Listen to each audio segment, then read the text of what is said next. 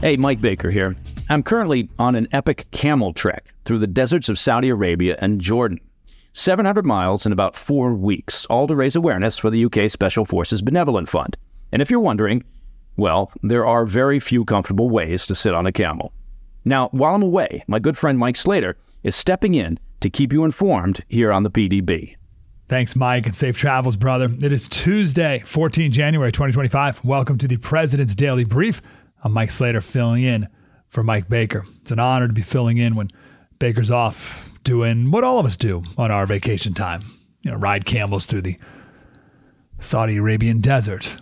But Baker, of course, doing it for a good cause. The Special Forces Club Benevolent Fund. It's called their Tribute Trek. And you can follow them on Instagram, SFCBF Trek, Trek on Instagram. Saudi Arabia and Jordan, 5 riders, 10 camels, 700 miles. They'll update us if you ever can have a moment and get some reception. Look forward to hearing from them soon. I look forward to Mike getting back. Until then, my honor to be here. My name is Mike Slater. I host the morning show called Breitbart News Daily on SiriusXM Patriot. Also host a podcast called Politics by Faith and a TV show on The First TV. Baker has been on that show many times. And if you've ever wondered, yes, he is a genuinely good man. Now, without further ado, let's get briefed. Today, we kick off with the growing partnership between Russia and Iran as news emerges of the Islamic Republic's engaging in secret talks with Moscow to bolster its nuclear ambitions. Later in the show, China is building at least 5 specialized barges for amphibious assaults. Analysts suggest these vessels could be designed to transport tanks and heavy equipment into Taiwanese shores. Plus, with optimism building for a ceasefire between Hamas and Israel, Israeli officials have revealed the key details of the deal that both sides are currently considering. And in today's Back of the Brief, the latest from Los Angeles, where the death toll rises and authorities face growing challenges with looters, some of them dressing up as firefighters.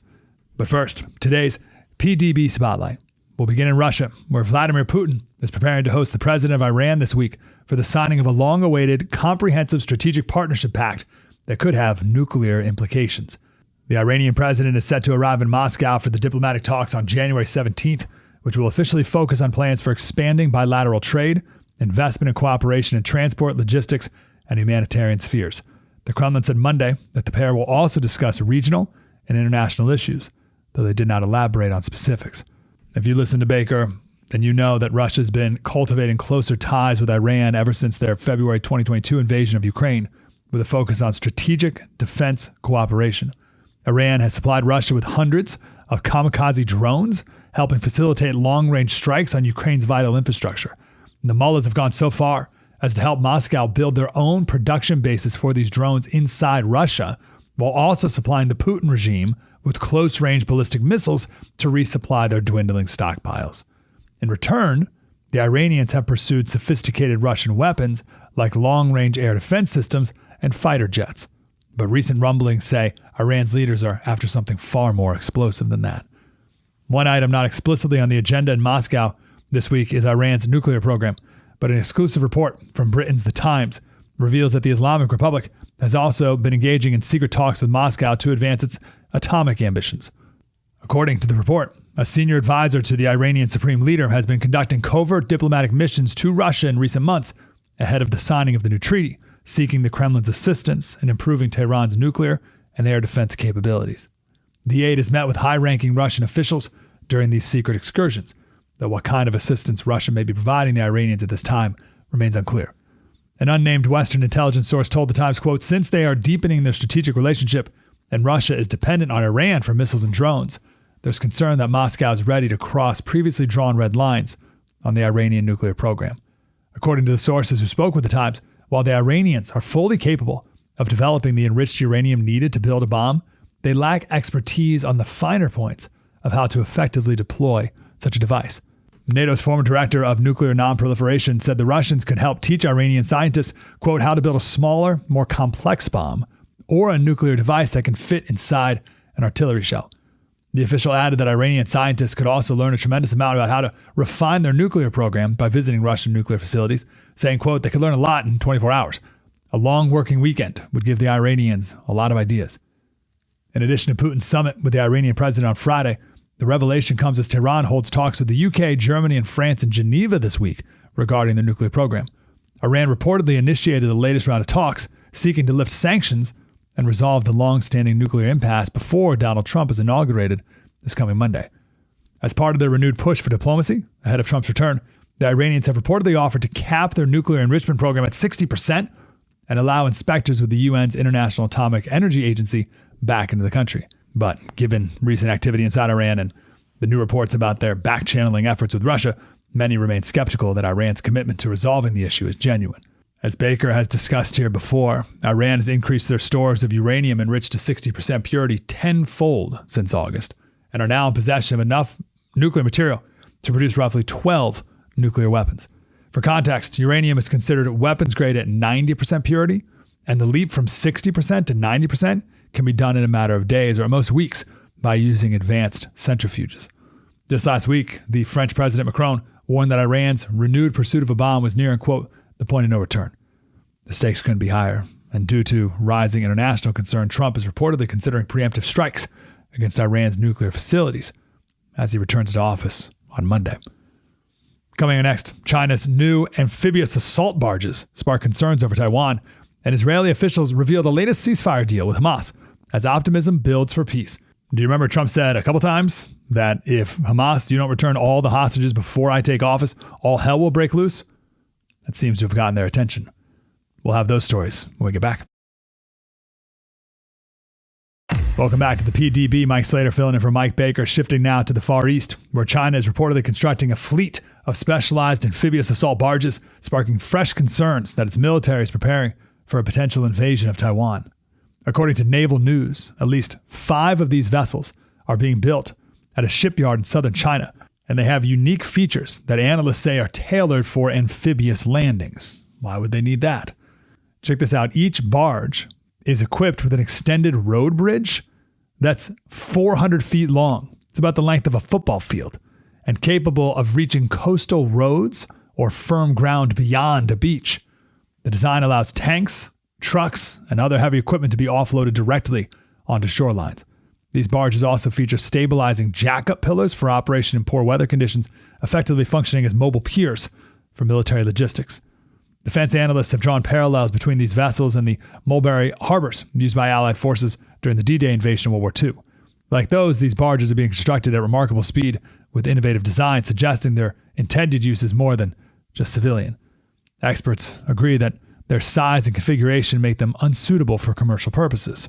Dr. Emma Salisbury, a Sea Power Research Fellow at the Council on Geostrategy, highlights the significance of these developments, said, quote, any invasion of Taiwan would require a large number of ships to transport personnel and equipment across the strait, particularly land assets like armored vehicles. These barges, along with China's growing fleet of roll-on, roll-off ferries designed for dual civilian and military use, indicate a deliberate effort to enhance China's amphibious assault capabilities. Traditionally, Taiwan has relied on its natural geography and limited beach landing sites for defense, but the reach of these new barges could change that equation. With their ability to operate on rocky or soft beaches and deliver equipment to previously inaccessible areas, they offer the Chinese military new landing options. This complicates Taiwan's defense strategies and allows Beijing to bypass heavily defended ports. Now, these developments don't confirm an imminent invasion. They do underline Beijing's effort to keep the option on the table, whether as a leverage tool or a real possibility. For Taiwan and its allies, the message is clear. The threat is evolving, and so must the defenses. Shifting now to our continuing coverage of the Israel-Hamas ceasefire negotiations, top-level talks are reportedly being held in Doha this morning, iron out the final details of the deal. Last night, we began learning the contours of this potential deal. Among the most pivotal elements, Hamas is poised to release 33 humanitarian hostages. High-profile Palestinian prisoners remain off the table, and Israel plans to establish a new buffer zone inside Gaza. Israel is reportedly in the advanced stages of negotiations with Hamas, with mediation from Qatar, Egypt, and the U.S., and while the deal is not finalized, Israeli officials credit President-elect Donald Trump's hardline rhetoric and threats for pushing Hamas towards negotiations. The threat was something like, if you don't release all the hostages by January 20th, all hell will break loose. We'll see, but that seems to have been an effective approach. The proposed ceasefire's first phase hinges on Hamas releasing 33 humanitarian hostages. So that means children, women, elderly, and the sick.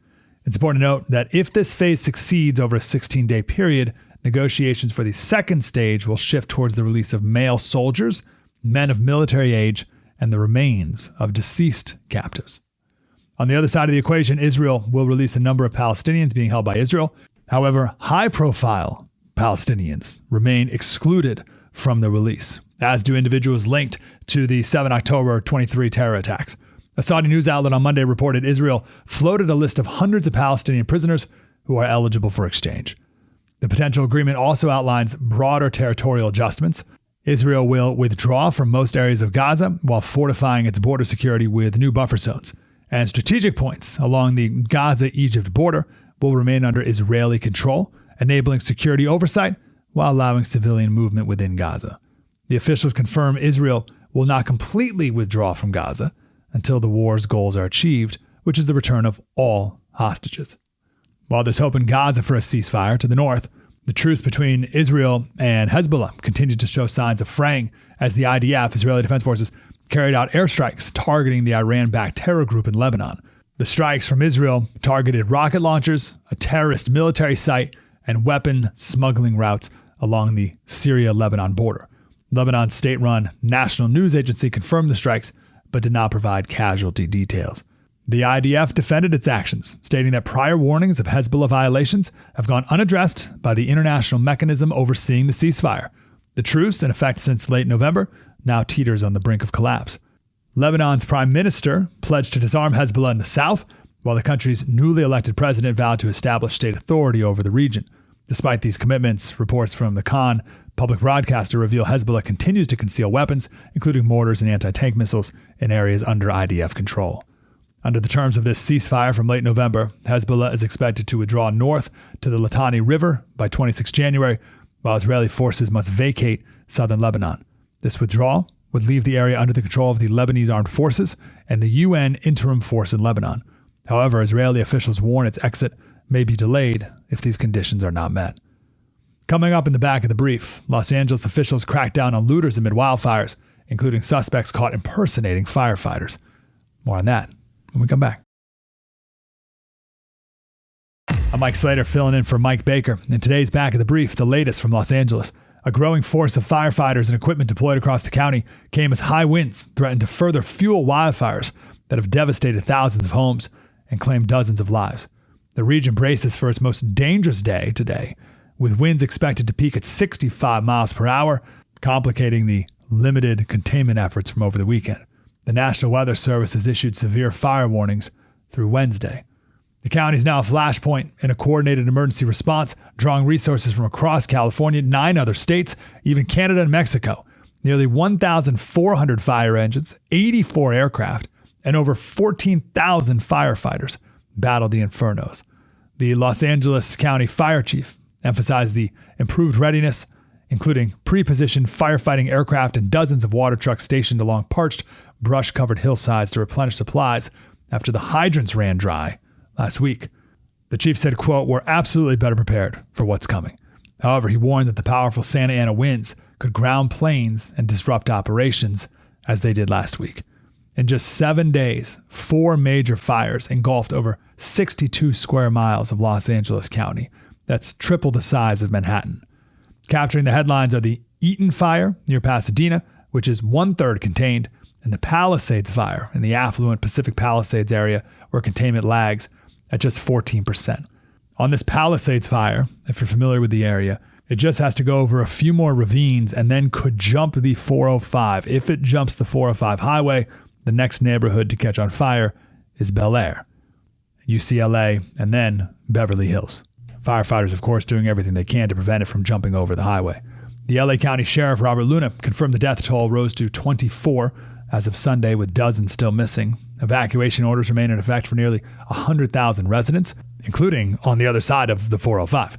The crisis has also seen a troubling surge of opportunistic crime. The sheriff reported 29 arrests for looting in fire-affected zones, including 25 near the Eaton Fire and 4 in Pacific Palisades. One suspect disguised himself as a firefighter. The sheriff told reporters, quote, "When I was out there in Malibu, I saw a gentleman that looked like a firefighter, and I asked him if he was okay because he was sitting down. I didn't realize we had him in handcuffs." While firefighting crews have made modest gains, the scale of destruction and the ferocity of the winds threaten to undo that progress, setting the stage for an ongoing battle to safeguard lives and property. And that is the President's Daily Brief for Tuesday, 14 January. I'm no Mike Baker, but I hope you still feel informed and caught up. If you have any questions that you'd like to send to me, same address, pdb@thefirsttv.com. Baker's people will get that to me if you'd like. To listen to the show ad-free, you become a premium member of the President's Daily Brief going to pdbpremium.com. You can also reach me directly on Slater Radio on Twitter and Instagram. I'm Mike Slater. I'll be back later today with the PDB Afternoon Bulletin. Until then, stay informed, stay safe, stay cool.